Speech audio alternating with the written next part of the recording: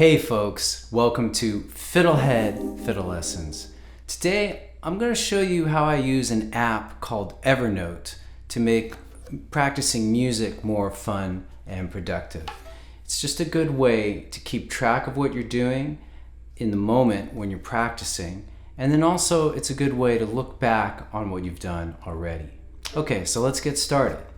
So the main reason I came to use this program Evernote, and let's cut over to seeing it a little bit. Here's my current practice page, is that in addition to taking little text notes on what I'm doing, it allows me to record audio, and as you can see, there's bits of audio embedded within the practice. So before, I would have my voice memos, and I would have like on my phone a series of voice memos, and I would have to kind of scroll through all these voice memos and figure out what did I do, and titling it was more tedious. And then at a certain point I just realized I can record with Evernote. I'll just try to do that, and it turns out I really like it because it's just a way to, the recordings are not that good of quality. Well, I'll play it for you in a minute, and you probably could make it better quality, but for me that's not the point. The point is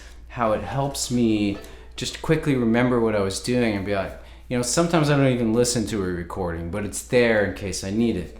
So basically, I kind of have some notes and I kind of keep track of different things. I personally organize it by kind of techniques I'm working on. Like here I'm working on scales and fingering. I'm going to speak as if you're not necessarily a violin or fiddle player, but basically these are just techniques. Slur 3 is a kind of fingering technique, and 1-3-4-2 is a kind of scale variation. Whatever, it doesn't even matter what it is. And basically, I'm a big fan of using the bullet points feature. So I have like this 1-3-4-2 pattern I'm working on, and then I have all these different things I want to remember and try with it, because what I like to do when I practice is just, often I don't even have sheet music in front of me. I'm just taking a simple thing that I've got to practice, a pattern or a bow pattern or a song or a tune, and just exploring different ways, and then I just keep track of what I've done. Okay, and then so down here at the end I have a little recording of it. I'll just play a little bit of it for you. So there's a drone track.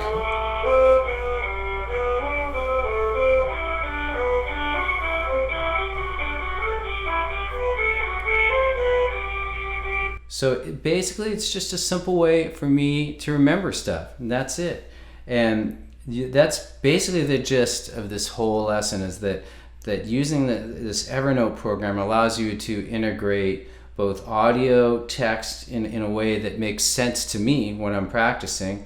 And then another nice feature, scrolling down a little bit, is that there's some tune I've been working on. I can just, maybe I've grabbed it from the internet, or maybe I have it and I just scan it so it's here when I need it. So here's a tune I was interested in learning called Quince Dillon's High D. Isn't that an amazing name for a tune? Quince Dillon, and he's remembered for this high D forever. What a beautiful thing. And then I also have down here some just notes that I scrawled. So I have like a notepad I use. So here's the same note, and because sometimes I'm playing music late at night and I don't want to look at the computer. I don't want to have, especially a laptop, maybe the phone, okay, but sometimes there's just something magical that happens when you use pen and paper, and I'm still a big fan of that. But what's cool about the Evernote is that it's very easy to take a picture. I usually just use my phone, and then there's a setting where you can set it to document, and it just sets it up as nice black and white, simple. It's like a scan, it's a very simple scan, but it works quite well. So here I just have my notes, and most of it's already written in text above, but then I see, there's a few things I haven't done. So nobody can read my writing probably, but I can. It says ARC, DADA. So that's playing Arkansas Traveler on a fiddle tuned to D-A-D-A. And so I'm like, oh yeah, I did that. A lot of it's just memory, like, oh yeah, okay. So that's mostly it with this. There's a lot on this. I tend to keep like a page like this running for a couple months too. I don't do all this stuff in one sitting. I may pick one thing and go deep on it. Or sometimes if I'm doing like maintenance, like I don't have a lot of time, I might just run through a few of these things, just keep them up, do a little bit of everything, just pure maintenance, and then end with something fun. I just want to point out one more thing about Evernote, and that there's ways to keep kind of, what are they called? Notebooks. And different things. So I have a whole list of, I think it's a whole notebook of fiddle practice. So I can easily look up, like, let's see what I was doing in December, and make it a little bigger for you. And you can also minimize certain parts of the listing to make it easier to read. And so I can be like, okay, yeah, in December, so like 2 years ago, or a year and a half ago, I was doing a lot with these alternate tunings. These are like, for fiddler, if you're a fiddler, these are alternate, like old time tunings, which also happen to be Indian music tunings. And so yeah, I'm doing similar things. I'm using the recordings. I was working on raga ideas, like turning like a fiddle tune and playing it as a raga, something I'm still doing. So there's also an element of it's kind of cool. It's like looking at an old journal and seeing the continuity of your thinking. I like that about this too. I'm not like, drooling over the past that much, but there you go though. That's so. And I just want to show you one other thing. Like, I also write a lot of music. So those of you who are musicians and have written tunes or interested, my philosophy is you record everything. You say, it may not be that great, I'm going to record it anyway. That's your mantra. Yeah, this might not be that great, but let's just record it anyway. It might not be that great, let's record it anyway. And you just always record. And a lot of stuff I never come back to, but the ones I do, I'm glad I have it, because I would not remember it. I just don't have faith in my memory anymore. But which is weird, because with a lot of melodies, once I've learned the melody, it's really there. But sometimes accessing it might be lost. And if it's an original melody I've come up with, then it may, nobody else is going to play it. Where like some tune I haven't played in a while, I might hear it and be like, oh, I haven't played that in a while, I'll do that. So anyway, this is a whole project of fiddle melodies. I also have files for songs, but basically I do a similar process, but I might just make a series of recordings. Some of them I might explain more. Like, look, some of these are like, there's nothing there, or very minimal. Like, okay, this is a good example. So Arkansas is a tune for you non-fiddlers called Arkansas Traveler. I'm sitting on my baby bumblebee, whoa my mommy. That's probably how you heard it first. And then I have different versions, different weird things I came up with, like a way that makes it sound like bagpipes.